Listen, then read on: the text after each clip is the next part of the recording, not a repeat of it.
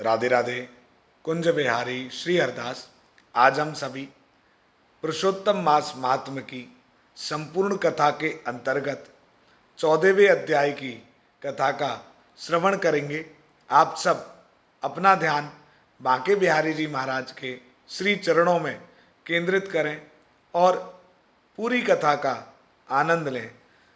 राधा मेरी स्वामिनी, मैं राधे जू को दास, जन्म जन्म मोहे दीजियो, श्री वृंदावन को वास।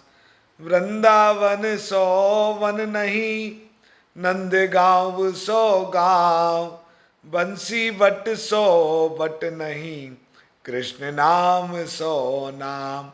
वृंदावन के वृक्ष को मरम न जाने कोई, डाल डाल और पात पात, श्री राधे राधे होय। वृंदावन बानिक बनो, भ्रमर करें गुंजार, दुल्हन प्यारी राधिका और दूल्हे नंद कुमार। बोलिए श्री बांके बिहारी लाल की जय। 14वां अध्याय। श्री नारायण बोले, राजा इसी तरह चिंताग्रस्त रहता था कि एक समय वाल्मीकि ऋषि उसके यहाँ आए। धनधनवा ने जल्दी से उठकर भक्ति सहित उनके चरणों में नमस्कार किया। तब वाल्मीकि ऋषि राजा को शांत देखकर बोले, हे राजन, मन में जो कुछ भी चिंता हो वह तुम बिना संकोच कहो। क्या बात है?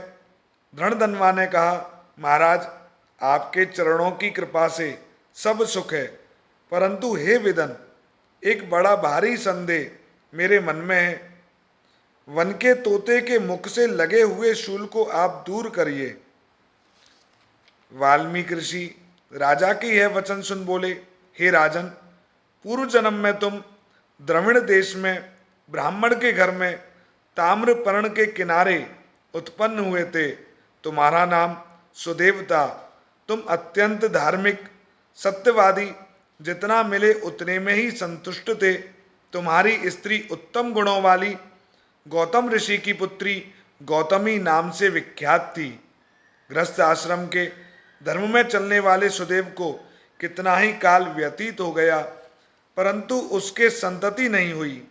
एक दिन आसन पर बैठा हुआ अपनी स्त्री से सेवा कराता हुआ थका हुआ वह ब्राह्मण बोला, हे सुंदरी, संसार में पुत्र से परे कोई सुख नहीं, क्योंकि तप दान से उत्पन्न पुत्र परलोक में सुख देते हैं। शुद्ध वंश में उत्पन्न हुई संतति इस लोक और परलोक में सुख देती है। उस श्रेष्ठ संतति को यदि प्राप्त ना हुआ तो मेरा जीना ही व्यर्थ है। मैंने ना पुत्र को खिलाया, ना उसे वेद अध्ययन कराए, ना उसका विवाह आदि किया, अतः मेरा जन्म व्यथा है। इसलिए मेरी मृत्यु शीघ्र हो जाए तो अच्छा है। मुझको आयु अप्रिय नहीं लगती। इस तरह अपने पति के वचनों को सुन उस सुंदरी के मन में अत्यंत दुख हुआ और वह बोली, हे प्राणेश्वर, ऐसे तुच्छ वाक्य मत बोलो। तुम्हारे जैसे वैष्णव शूरवीर कभी निराश नहीं होते हैं। विप्र, आप सत्य धर्म में तत्पर रहें। आपने तो स्वर्ग जीता है। पुत्र की इच्छा है तो जगन्नाथ की आराधना करो।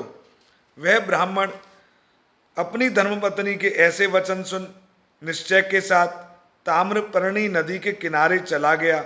वहां जाके पुण्य तीर्थ में स्नान कर महाभयंकर तप करने लगा। ऐसे उस तपोनिधि के 4000 वर्ष बीत गए। हे ब्राह्मण, उसके तप से त्रिलोकी कांप उठी। महाउग्र उस सुदेव का तप देख बड़े वेग से गरुड़ पर सवार भक्तवत्सल श्री भगवान प्रकट हुए। श्री नारायण बोले, हे नारद जी, नवीन मेघ के समान चतुर्भुज, जगत के पालन करने में समर्थ उन मुरारी के आनंदित मुख को देखकर बड़े हर्ष के साथ सुदेव ब्राह्मण ने मुकुंद को साष्टांग प्रणाम किया।